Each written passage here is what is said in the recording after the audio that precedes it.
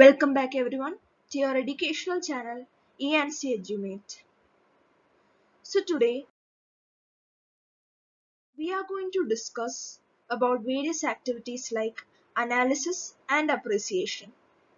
So the first activity, +1 English, Death the Leveller. Activity 3, analysis, the rhyme scheme of the poem. So students, please take page number 67 of the chapter Death the Leveller. So here we have noted down the last words of the 3 paragraphs.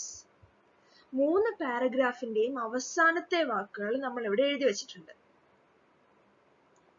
So let's move on to the first paragraph.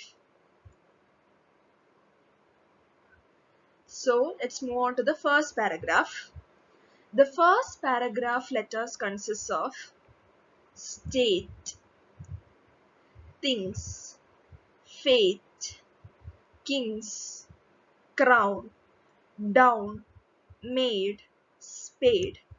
You may read your text. You will see that the glories of our blood and state are shadows, not substantial things. There is no armor against fate.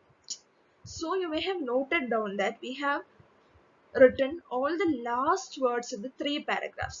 This represents the first paragraph, this represents the second paragraph, and this represents the third paragraph.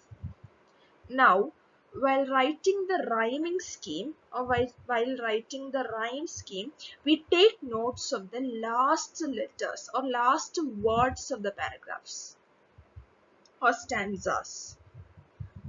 So, the last words of these stanzas are state, things, fate, kings, crown. നമ്മൾ ഈ rhyming scheme not ചെയ്യുമ്പോൾ എല്ലാ പാരഗ്രാഫിന്റെയും അവസാനത്തെ വാക്കുകളാണ് നോക്കുന്നത്. എല്ലാ സ്റ്റാൻസയുടെയും അവസാനത്തെ വാക്കുകൾ. ഫസ്റ്റ് സ്റ്റാൻസയുടെ അവസാനത്തെ വാക്ക് സ്റ്റേറ്റ്, തിങ്സ്. ഫസ്റ്റ് ലൈനിന്റെ അവസാനത്തെ വാക്ക് സ്റ്റേറ്റ്, സെക്കൻഡ് ലൈനിന്റെ അവസാനത്തെ വാക്ക് തിങ്സ്, പിന്നെ ഫേറ്റ്, കിങ്സ്. ഇതിൽ നമ്മൾ റൈമിംഗ് സ്കീം കണ്ടുപിടിക്കും. State rhymes with fate, things rhymes with kings, crown rhymes with down, made rhymes with spade. സ്റ്റേറ്റും ഫേറ്റും റൈം ചെയ്യുന്നുണ്ട്, തിങ്സും കിങ്സും റൈം ചെയ്യുന്നുണ്ട്, ക്രൗണും ഡൗണും റൈം ചെയ്യുന്നുണ്ട്, മെയ്ഡും സ്പേഡും റൈം ചെയ്യുന്നുണ്ട്. രണ്ടുപേർക്കും ഒരേ സൗണ്ടാണ്, തിങ്സ് കിങ്സ്, തിങ്സ് കിങ്സ്. ഇതേപോലെ തന്നെയാണ് fate state, fate state, crown down, crown down, made spade. ഒരേ ലെറ്റർ, ഒരേ സൗണ്ട്. അങ്ങനെയാണ് നമ്മൾ ഈ റൈമിംഗ് കണ്ടുപിടിക്കുന്നത്. State, fate. ഇതേപോലെ സെക്കൻഡ് പാരഗ്രാഫും ഇതേ സെയിം പാറ്റേൺ ആണ് കൊണ്ടുപോകുന്നത്. Field, yield, field, yield, kill, still, late, fate, breath, death. Third പാരഗ്രാഫും ഇതേ രീതിയാണ്. Bro, now,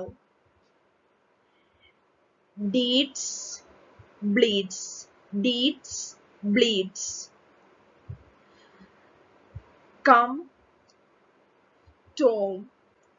If you have any doubt regarding the spelling or the rhyming of come and tomb, you may just pronounce tomb as tome.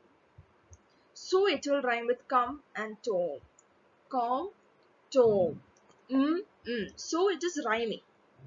So com and tome. Then just and dust. Just and dust. ഇപ്പൊ നമുക്ക് rhyming ആയിട്ടുള്ള പല പല വാക്കുകളും കിട്ടിയിട്ടുണ്ട്. ഇതെല്ലാം similar rhyming pattern ആണ് കൊണ്ടുപോകുന്നത്. നോക്കൂ, ഈ സിഗ്നൽ ഇട്ടിരിക്കുന്നത് തന്നെ സിമിലർ രീതിയിലാണ്. നമ്മൾ ഈ സിഗ്നൽ ഇടുന്നതിന് പകരം ഒരു ലെറ്റർ അസൈൻ ചെയ്യും അതിന്. അത്രയേ ഉള്ളൂ ഡിഫറൻസ്. സ്റ്റേറ്റ് നമ്മൾ എ എന്ന ലെറ്റർ കൊടുത്തു, അതുമായിട്ട് റൈമിംഗ് ചെയ്യുന്നത് ഫേറ്റ് ആണ്.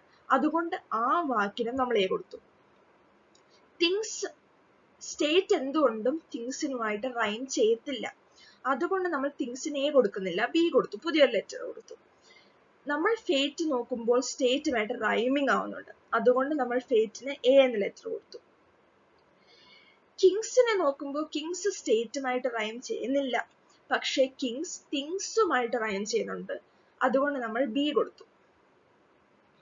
കാരണം തിങ്സിനും ബി ആണ് കൊടുത്തിരിക്കുന്നത്, കിങ്സിനും ബി ആണ് കൊടുത്തിരിക്കുന്നത്. ക്രൗൺ സ്റ്റേറ്റുമായിട്ടും റൈം ചെയ്യുന്നില്ല, തിങ്സുമായിട്ടും റൈം ചെയ്യുന്നില്ല, അതുകൊണ്ട് നമ്മൾ പുതിയൊരു ആൽഫബറ്റ് ക്രൗണിന് കൊടുത്തു.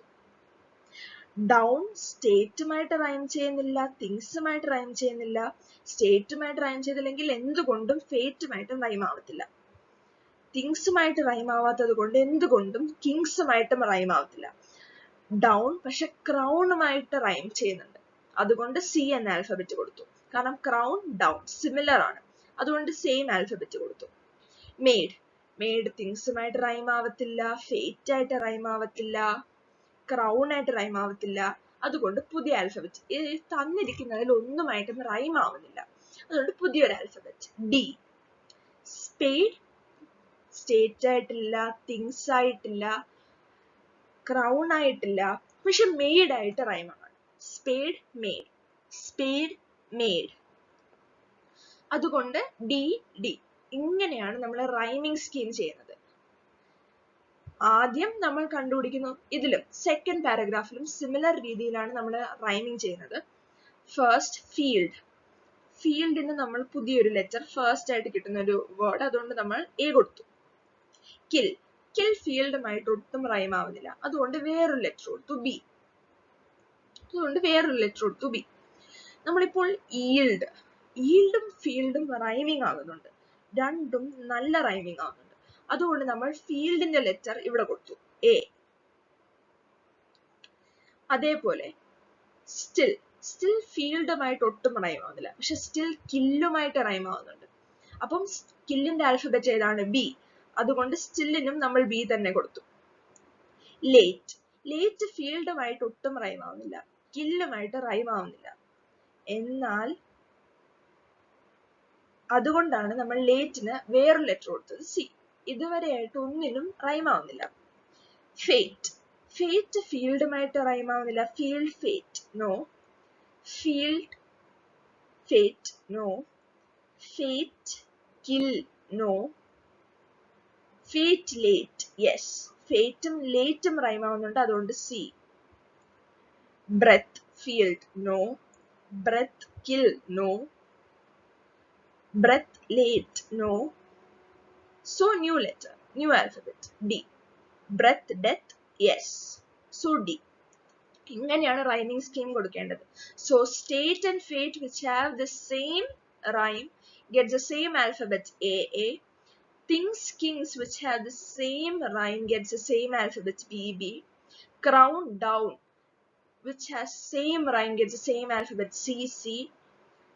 Made, spade which has same rhyme gets the same alphabet D. ഇങ്ങനെയാണ് നമ്മൾ റൈമിംഗ് സ്കീം കൊടുക്കുന്നത്.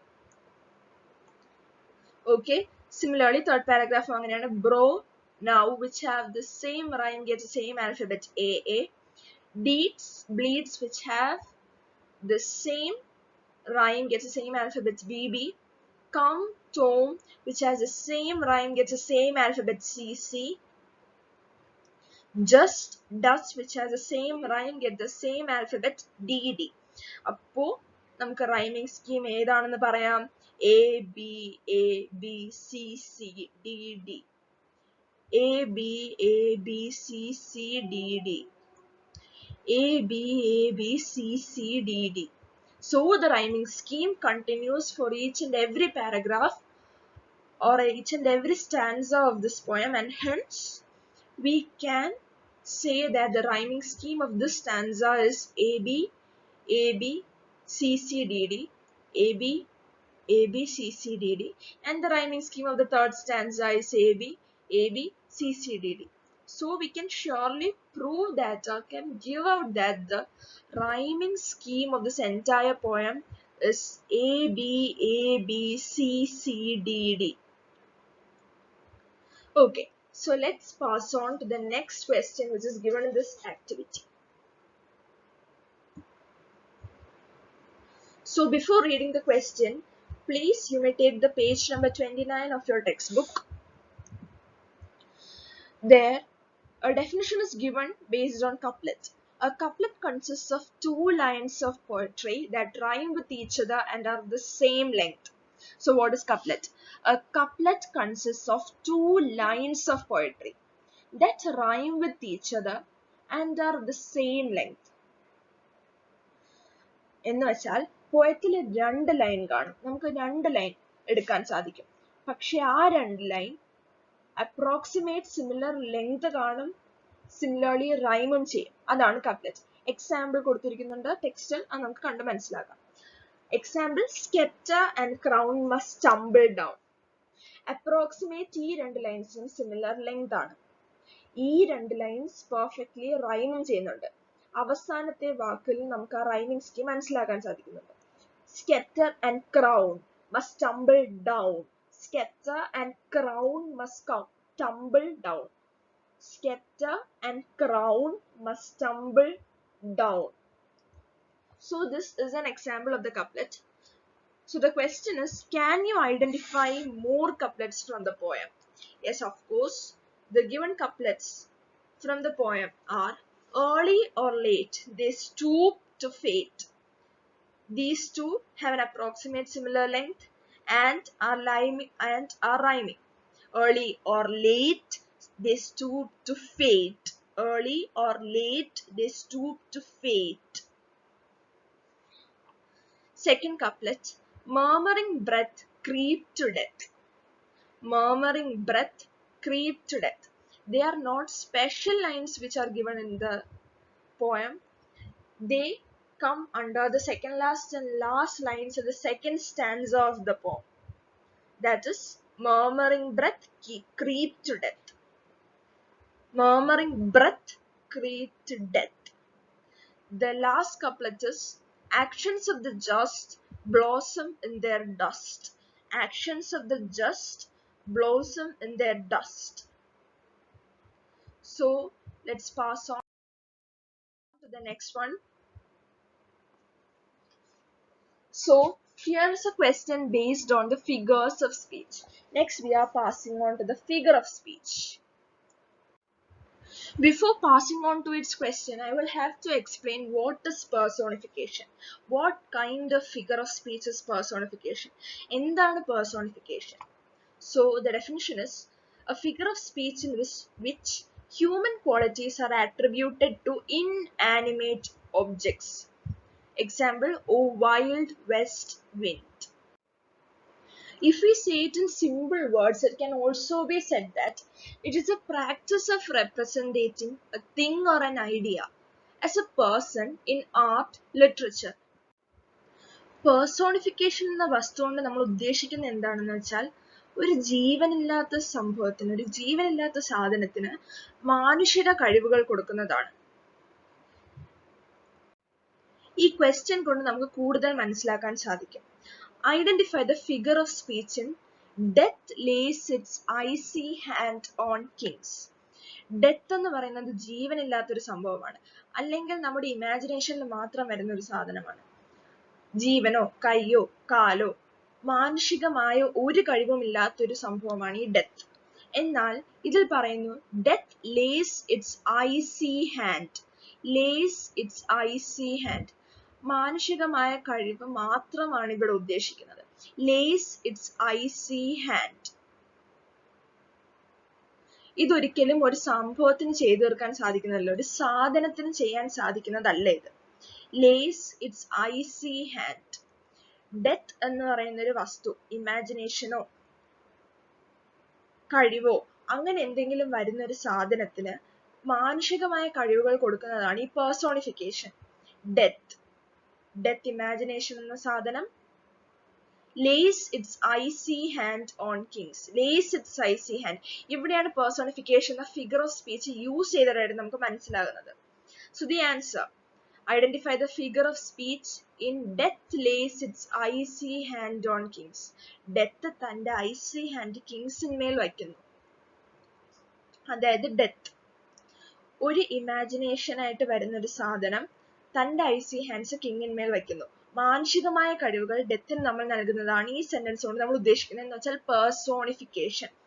ഇങ്ങനത്തെ ഒരു ക്വസ്റ്റ്യൻ നിങ്ങൾക്ക് കിട്ടിയാൽ അതിനെ പേഴ്സോണിഫിക്കേഷൻ എന്ന് പറയാൻ സാധിക്കും. So the answer is personification. Here death is an abstract or lifeless concept. Deathന് ലൈഫ് ഇല്ല, ജീവൻ ഇല്ല. Death is an abstract or lifeless concept which is given the quality of an animate thing. മാനുഷിക കഴിവുകൾ ഈ ഡെത്ത് എന്ന് പറയുന്ന lifeless concept നമ്മൾ നൽകിയിട്ടുണ്ട്. ഓക്കെ, മനസ്സിലായല്ലോ? പേഴ്സോണിഫിക്കേഷൻ ആണ് ഇവിടെ യൂസ് ചെയ്തിരിക്കുന്ന ഫിഗർ ഓഫ് സ്പീച്ച്. ഇവിടെ death is an abstract or lifeless concept. ജീവനില്ലാത്ത വസ്തുവാണ് ഡെത്ത്, അല്ലെങ്കിൽ ഒരു ഇമാജിനേഷനിൽ മാത്രം വരുന്നതാണ് ഈ ഡെത്ത്. ഈ ഡെത്തിന് മാനുഷിക കഴിവുകൾ നമ്മൾ കൊടുക്കുന്നു. Quality of an animate thing, മാനുഷിക കഴിവുകൾ നമ്മൾ ഈ ഡെത്തിന് കൊടുക്കുന്നു. അതാണ് personification. Okay, so the next question. Pick out the examples of metaphor, metonymy and oxymoron in the poem.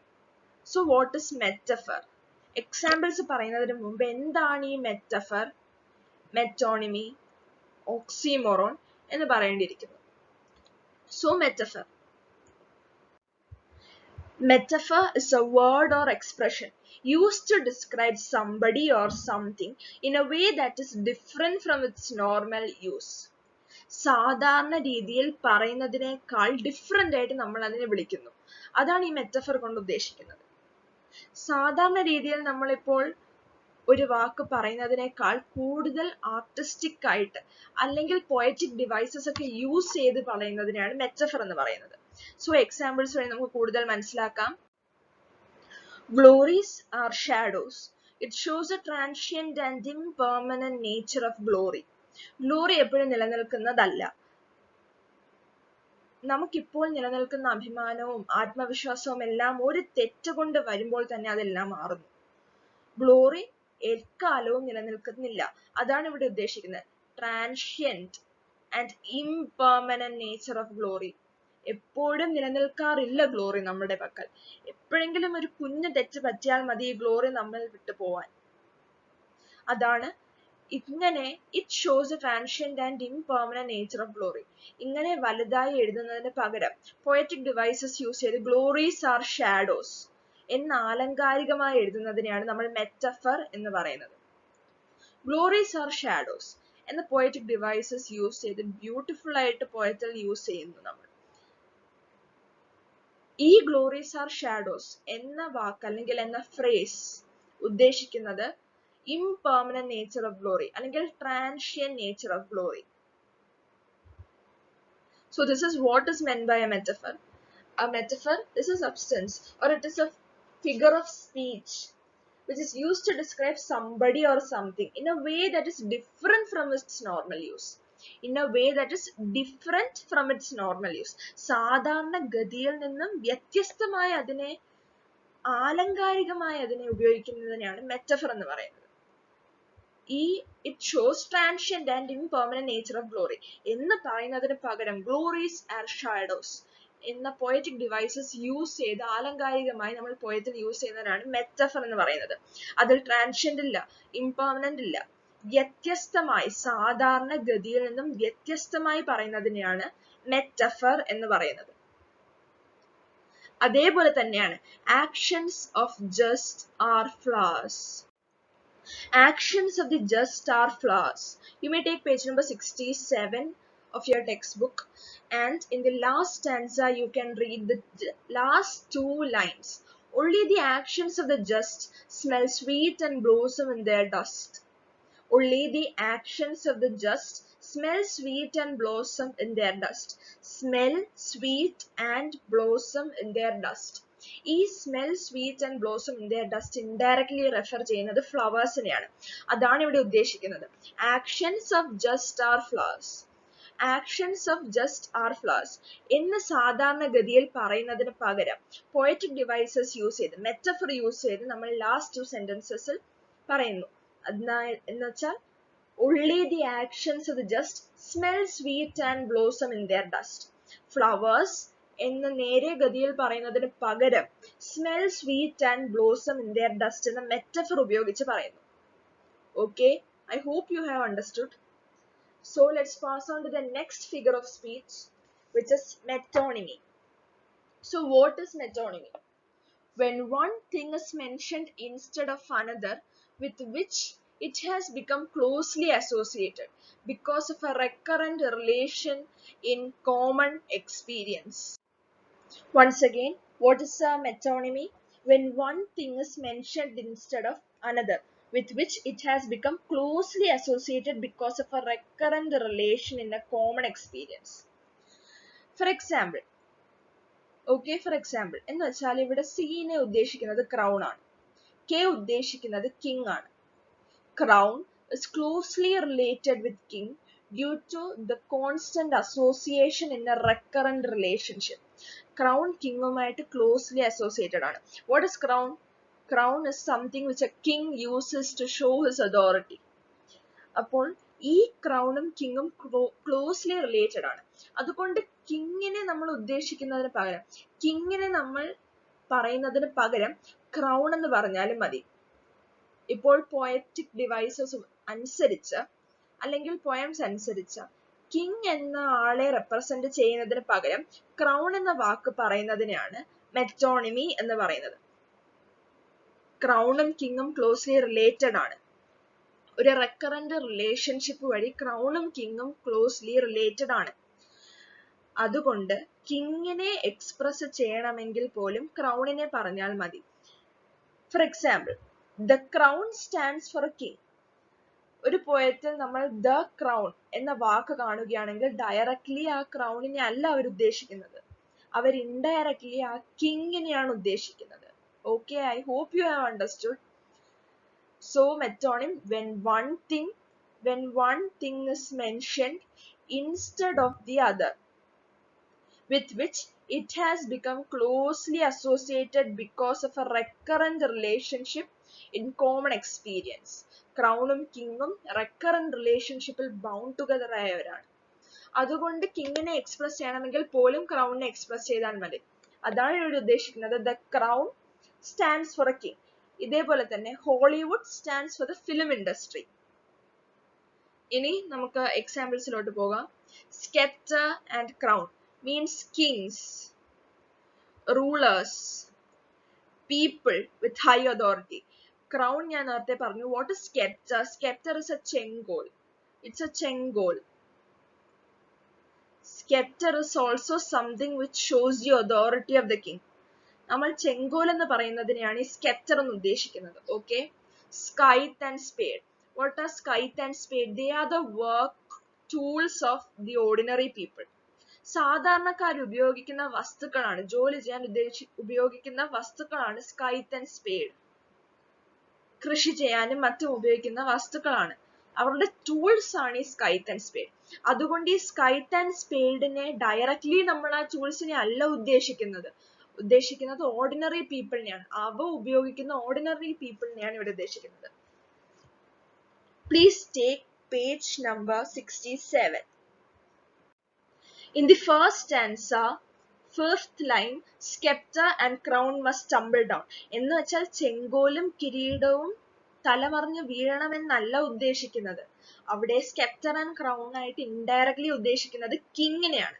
അതാണ് ഈ മെറ്റോണിം എന്ന് ഉദ്ദേശിക്കുന്നത്. ചെങ്കോലും കിരീടവും ഉദ്ദേശിക്കുന്നത് രാജാക്കന്മാരെയും റൂളേഴ്സിനെയും അല്ലെങ്കിൽ പീപ്പിൾ വിത്ത് ഹൈ അതോറിറ്റി, വലിയ സ്ഥാനങ്ങളിൽ നിൽക്കുന്ന ആൾക്കാരെയാണ് ഈ സ്കെപ്റ്ററും ക്രൗണും ഉദ്ദേശിക്കുന്നത്. അല്ലാതെ ഈ പോയത്തിൽ പറയുന്നത് പോലെ sceptre and crown must tumble down എന്ന് വെച്ചാൽ ചെങ്കോലും കിരീടവും തലമറിഞ്ഞ് വീഴണമെന്നല്ല ഉദ്ദേശിക്കുന്നത്. Sceptre and crown indirectly refers to the king.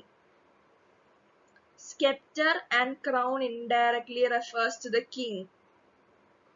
Okay, I hope you have understood it. So what is metonymy? Metonymy is when one thing is mentioned instead of other with which it has become closely associated because of a recurrent relationship in common experience. Okay, so let's pass on to the next figure of speech, which is oxymoron. So what is oxymoron? When two terms which in ordinary usage are contraries are used together. Okay. So എന്താണ് ഈ oxymoron? ഓക്സിമൊറോൺ എന്ന് വെച്ചാൽ simple വാക്കുകളിൽ പറഞ്ഞാൽ രണ്ട് opposite വാക്കുകൾ അടുത്തടുത്ത് വരുമ്പോഴാണ് നമ്മൾ ഈ ഓക്സിമൊറോൺ എന്ന ഫിഗർ ഓഫ് സ്പീച്ച് ഉപയോഗിക്കുന്നത്. ഓക്കെ, രണ്ട് കോൺട്രറി വാക്കുകൾ അല്ലെങ്കിൽ രണ്ട് ഓപ്പോസിറ്റ് വാക്കുകൾ തൊട്ടടുത്ത് വന്ന് കിടക്കുകയാണെങ്കിൽ അതിനെയാണ് നമ്മൾ പറയുന്നത് ഓക്സിമൊറോൺ. So the example given in this poem is victor, victim. So victor, victim. Victor is a person who achieves victory. വിജയം വരിക്കുന്ന ആളിനെയാണ് നമ്മൾ ഈ വിക്ടർ എന്ന് ഉദ്ദേശിക്കുന്നത്. എന്നാൽ ഈ വിക്ടിം എന്താണ്? എന്തെങ്കിലും ഒരു വസ്തുവിനെ ഇരയാകുന്ന ആളിനെയാണ് നമ്മൾ വിക്ടിം എന്ന് പറയുന്നത്. എന്തെങ്കിലും സംഭവത്തിന് ഇരയാകുന്ന ആൾ, ബലിയാടാകുന്ന ആളിനെയാണ് നമ്മൾ വിക്ടിം എന്ന് ഉദ്ദേശിക്കുന്നത്. വിക്ടർ എന്ന് വെച്ചാൽ വിജയം വരിക്കുന്ന ആളിനെയാണ് ഉദ്ദേശിക്കുന്നത്. അതാണ് ഈ വിക്ടർ, വിക്ടിം. രണ്ട് കോൺട്രറീസ്, അതും രണ്ടും ഓപ്പോസിറ്റ് ആയിട്ടുള്ള ടേംസ് തൊട്ടടുത്ത് വന്ന് കിടക്കുമ്പോൾ നമ്മൾ ആ ഫിഗർ ഓഫ് സ്പീച്ചിനെ ഓക്സിമൊറോൺ എന്ന് ഉദ്ദേശിക്കുന്നു. So we mean that is an oxymoron figure of speech. വിജയം വരിക്കുന്ന ആൾ,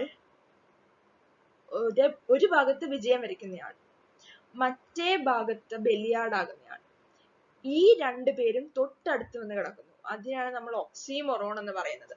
So what is oxymoron? An oxymoron is a figure of speech when two terms which in ordinary usage are contraries are used together. രണ്ട് വാക്കുകൾ, ordinary യൂസേജിൽ opposite ആയിട്ടുള്ള രണ്ട് വാക്കുകൾ തൊട്ടടുത്ത്, അതും ഒരുമിച്ച് use ചെയ്തിരിക്കുന്നതിനെയാണ് ഓക്സിമൊറോൺ എന്ന് പറയുന്നത്. സാധാരണഗതിയിൽ ഈ വിക്ടിം മാത്രമേ ബ്ലീഡ് ചെയ്യാറുള്ളൂ, എന്നാൽ ഈ വിക്ടർ ഇല്ല. രണ്ട് ഓപ്പോസിറ്റ് ടേംസ് തൊട്ടടുത്ത് ഉപയോഗിക്കുന്നതിനെയാണ് oxymoron എന്ന് പറയുന്നത്. Okay, I hope you have understood. So, what is metaphor? A word or expression used to describe somebody, something in a way that is different from its normal use. One is identified with the other. Metonymy, when one thing is mentioned instead of other, with which it has become closely associated because of a recurrent relation in common experience. Oxymoron, when two terms which in ordinary usage are contraries are used together. I hope you have understood. Now let's pass on to the next slide.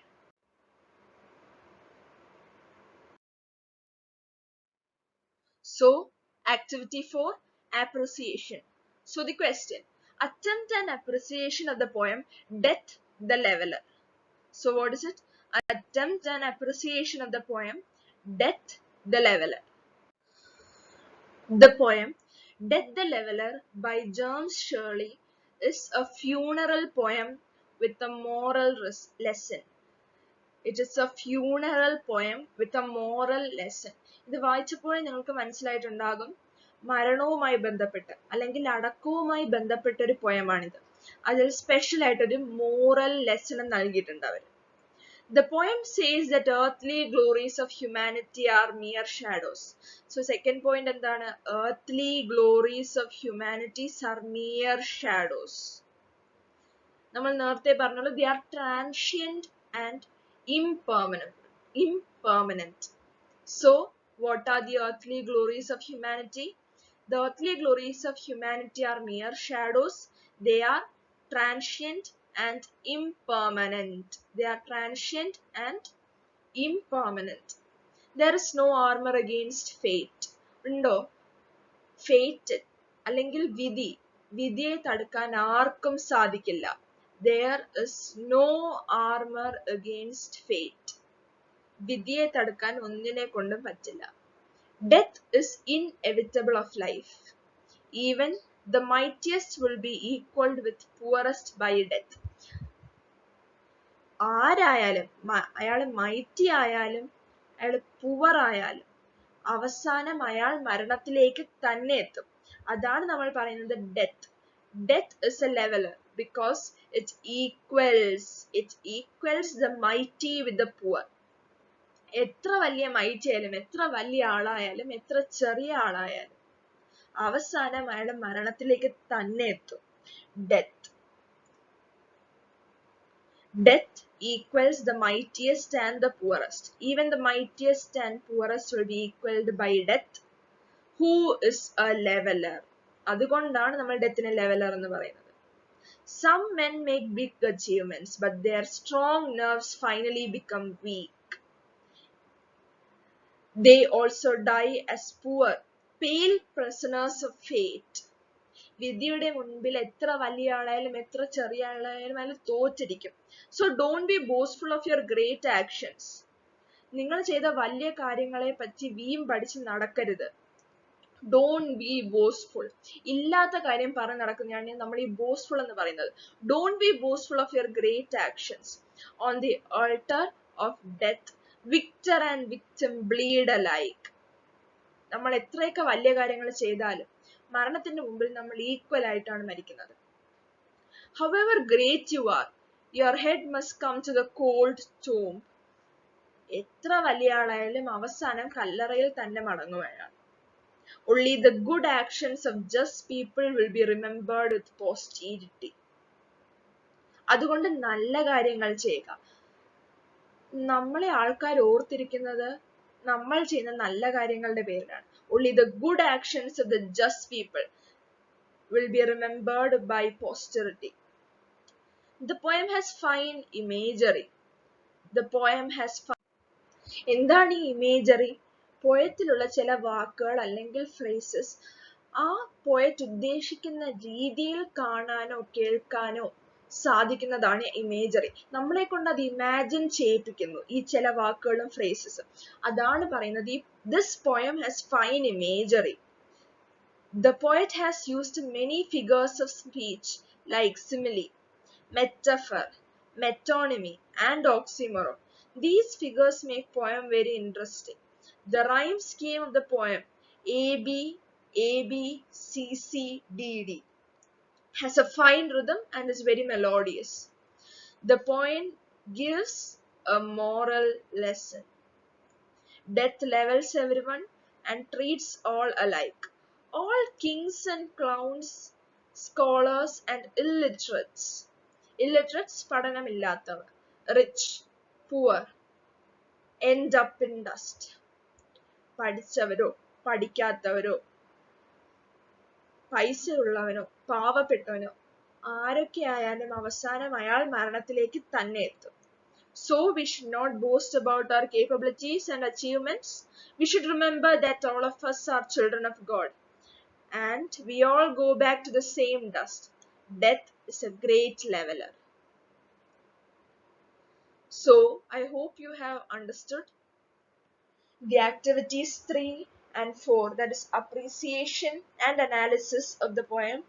So if you have benefited from this video, please subscribe and share this videos to your friends so that they too can benefit from this. So we can see in the next video. Thank you.